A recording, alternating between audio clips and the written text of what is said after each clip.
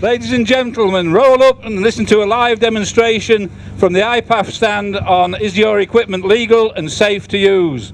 We're about to start the demonstration. Please come over and join us.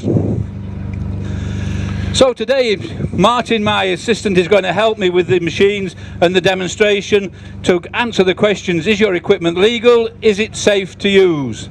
So what happens on a lot of sites is people say, well, we want to use a modern machine, we want young machines to use. So I'm going to use that principle today with Martin.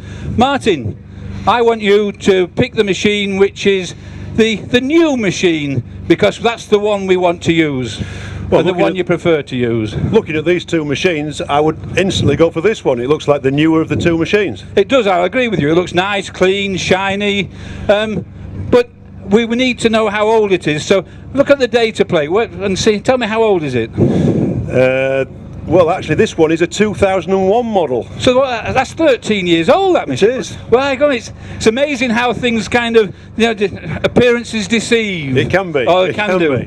So that machine must be at least 20 years old then. You'd think so. This one actually is it's a 2006 model, that one. So that's only 8 years old. It is. So, ladies and gentlemen, it just goes to show that by good maintenance and good regimes around maintenance and use and inspection and looking after the machines, it don't need to have a younger machine. Older machines can still be used and still be in very good condition. So I'm still going to go on this theory that we're going to use the younger machine. Okay. So you're going to use that machine. You got any problems with it? Well, straight away, if I compare this one with that one, just looking at the decals that are around, obviously there's a lot missing from that one, so I've not got the information, so I'm not happy with regards to the way that machine looks straight away. So even before we go any further, you're just refusing to use that machine, but because there's lack of information on it? Correct, yeah. Okay. And this is a situation, guys, and ladies and gentlemen, that when you are in control of hiring machines or using machines, and you're a contractor, and you ask your workers to use a machine, if they're given a machine like that, your worker has to have the confidence and the authority to actually say, I'm not going to use that machine because doing my daily checks, it just isn't fit for purpose. It hasn't got the information on it. We need to use it. So let's park that machine up. We'll write that one off. And we're going to use this 13-year-old machine. Okay. Right. So 13-year-old machine. Jump on it and use it then. Well, before I do that, I'm going to make sure that it's got a thorough examination, because it looks okay, but we need to be confident in our own mind it is okay. This one was inspected on the 10th of May 2014, so it's just had a thorough examination. So it's had a thorough examination? Correct. You did that thorough examination? You're a competent person? But I'm not a competent person to carry out a thorough examination. That would be an engineer or an insurance assessor or somebody along those lines who's done the correct course. And ladies and gentlemen, IPAF have a CAP course, a Competent Assessed Persons course, and if you want to find out more information how your engineers can get the skills to become competent persons to do thorough examinations, please join us in the tent afterwards to find out more information about being that competent person. So it's got a thorough examination on it. You can then go ahead and do the checks. And use it. Well, first and foremost, as an operator, I'd want to be checking on the instruction book to make sure that we do the daily checks in accordance with the manufacturer's instructions. All right. So this has got all the information you want it to have in it? That's got all the information to make sure I check the machine in accordance with the manufacturer's guidance to check it's okay to use before I go to work. And I can see in this manual, or in the index, pre-operational and safety checks, page 14 and 15. Turn to page 14 and 15. So you've got all the checks and all the information you need to know. Correct. To start doing the checks. Correct. Right, so if you'd like to kind of start going around and doing those checks, and then I'll just talk about a couple of things while you okay. do your inspections. So Martin's starting to walk around now. He's doing a visual check. He's looking at the structure of the machine, he's looking at the electric components, he's looking at the hydraulics, looking for leaks, looking for cracks, looking at the tyres, looking at the whole thing, and basically he starts at one point and works a logical way around, and when he gets back to start, he'll have finished his visual check. Just while Martin's doing that as well, we talked about the thorough examination. There is, if you've got staff in your company, your rental company, who wish to do thorough examinations and they're actually competent assessed persons, IPAF also produced some guidance about inspection by second party inspection bodies. That would be your own rental company people, and how you can manage that system to make sure your people are impartial and do the job properly. So there's lots of information and guidance from IPAF there. IPAF have also just produced a guidance document on major inspections. So if you're getting a machine which is 13-year-old, or you're buying a second-hand machine that has no service history, there's a piece of guidance hot off the press here which will help guide you through the processes and the regimes and processes you need in place to make sure your machine is legal and safe to use. So you're going round it and you have so far so good, everything so far all right? So good, no structural damage, everything appears to be okay, decals in place, lots of information available if I need it. Good, good. Right, so jump in it and start to use it then. Well, again, as a competent operator, before I just jump in the basket, I'm going to make sure the ground controls work. I'm going to do a function check to make sure they're okay. All right, so you need to check all the ground controls there, and I do. Good reason for that. If I'm up in the basket as an operator and something goes wrong with the machine, we need to know the ground controls and the emergency lowering system works correctly so that someone can get me down. Okay, so you do those. You start to do those function checks from the ground there. Martin is now going to do the function checks from the ground.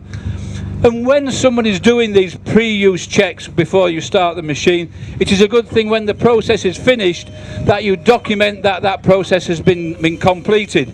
It's all right, Martin, doing the pre-use checks, then jumping on the machine and using it. But what happens if he then has an incident, some kind of accident, and you come to do the accident investigation or incident investigation, and you turn around and you say, "Well, did you do them?" And Martin nods, "Oh, yes, of course I did the inspections." If you have some kind of documented proof that the inspection has been done, obviously it's a record that you can refer to, and it is evidence that will help and support in any accident investigation. And IPAF have actually on the website have produced a checklist that you can get your operators to sign to prove they have done their daily inspections. So it's another tool from IPAF that you can refer to help you in this process of making sure your equipment is legal and safe to use. So far so good? So far so good, everything appears to be working. Oh, just pass me that piece of metal there, please. This one? Yeah, because I'm not letting you go out with that on hire, because I send this out with every machine and it never comes back. So I'm not sending that out with this machine. Go ahead, go ahead and use it. You can have your machine back then. No, it's perfectly all right, it still works. I need you as a competent person with all the components of the machine to be able to get me down if ever there's an emergency while I'm operating the machine. So without that handle with the machine, we don't have a rescue plan. So this is a vital part of the safety equipment for that machine and should be with it at all times. So it is part of the pre-use checks. Correct. I'll remember that in future. Thank you very much. Right. So have you completed the pre-use checks down below? Yeah, from a function point of view, it appears to be working absolutely fine. No problems at all. All right. So you now... Yeah, I think you have to lower it a bit down. I'm going to lower it down a bit first. I know you've got long legs, but... You talked about this competent person to do the thorough examination, and you're competent but not to do the thorough examination, but you are competent to operate it. How do I just take your word for that, or kind of, have you got any evidence that you're trained? Well, I've got a current PAL card which proves that I've done the correct training, got the correct category of machine on the card, and the licence is in date. So if you'd like to have a look, you can prove the fact that it's me and it's in date. Powered access licence, it's in date, and it's for a 3B machine, which this is, so that's it. Correct. So yeah, I'll give you that back. Look after that. Powered access licence, that's proof that you've attended and passed an IPAF operator's course for this category of machine. So you're now going to jump in the platform, and away you go, because you've checked all the machine. It's all right. It's just jump in and off you go. I'm going to climb in, you're correct, but I'm going to do a function check from the basket to make sure the basket controls work correctly as well. Because obviously, before I get into a dangerous, hazardous environment, I want to know how the machine reacts and make sure everything's reacting in the way I expect it to. So making sure all the functions check. Okay. And I can see you've got your harness on, but that's kind of, when you're just doing the pre-use checks, you don't need to fasten that on, do you? Because you're not going to actually work and operate. You're just checking it out. So there's no reason to kind of really have that on and use it when you're doing a pre-use check. Well, no, there's the clunk click campaign, and anybody who's been on the IPAF course will know whenever we get in a boom type machine, we always clip on with a lanyard onto an anchorage point specified by the manufacturer. So golden rule, in a boom type machine, Golden rule. clunk click. Correct. IPAF campaign, a great campaign, the clunk click campaign, which says if when you're getting in a boom type machine, you should wear a full body harness and a restraint lanyard, so it prevents you from being catapulted out of the machine. So you've clunk clicked, so away you go doing the function check from up there. Yep. Okay, away you go again. And again, ladies and gentlemen, this is fairly straightforward. Martin's just checking all the functions work. It goes forwards, it goes backwards, it goes up and down, it telescopes in and out, it swivels left and right. And if he takes it up in the air and tries to drive it at high speed, it won't, because of the elevated drive speed. So Martin follows all that process through, and all that process, as I've already said, is documented in the operator's manual, and we've also got to be able to document it on the sheet. While Martin's doing it, sorry, it just, hey, just, why? We're only going to use the electric. Why have you started the engine up? Well, what would occur if the electrics failed? I would have to have a second way of getting down. So by checking the diesel engine works and the functions operate with the diesel engine, I've got the battery side of things, I've got the engine as well, so I've got two ways of getting myself down. Okay, so every machine has to have either an auxiliary power to be able to get down, and a secondary way other than just the normal way of getting down. And as Martin's rightly pointed out, this machine is powered by both electric and a combustion engine, and he's checking that if his electric systems fail, he could still get down by the combustion engine, the diesel engine. So it's not just a matter of checking the system you're using, but it's checking the whole machine. So you're done now, you've checked it, you're ready to go to work. Everything appears to be working as we would expect from the basket controls. And as you can see, that's, ladies and gentlemen, it's only taken about 10 minutes, that pre-use check, and it's just a logical order of walk round, do a visual check the ground controls, check the upper controls, and we now know this machine's safe to use on this particular occasion. And if this machine was going to be on hire, say, for the next 10 weeks, that's all you need to do every day, isn't it? You just do the daily checks and that's it. Well, not quite, because in the instruction book it talks about daily inspections, it talks about weekly and monthly inspections as well. All right, so there's more than just the daily inspection, there's other inspections as well. There is. So, and what happens if you found something wrong? What do you do if you find something wrong with the machine? Well, if we took that machine, for example, straight away we would isolate, tag, report, and make sure that it's put out of service until it's rectified.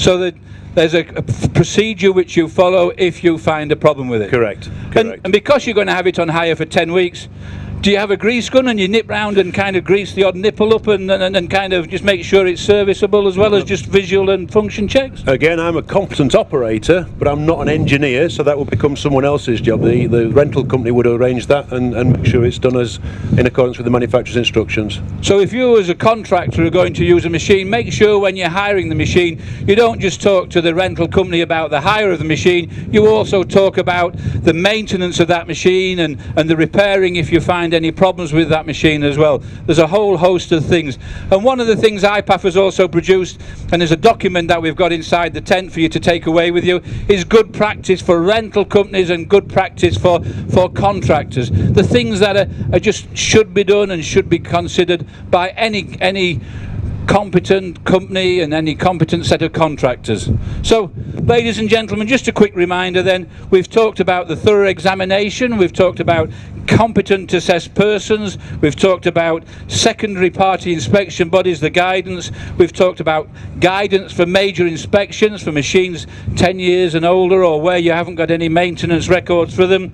We've talked about the pre-use checks and the need to document those pre-use checks, and IPAF also has keyring, which is just an aid memoir for anybody, and a great thing to do, just fasten it to the key of the machine so the operator has got some reminders.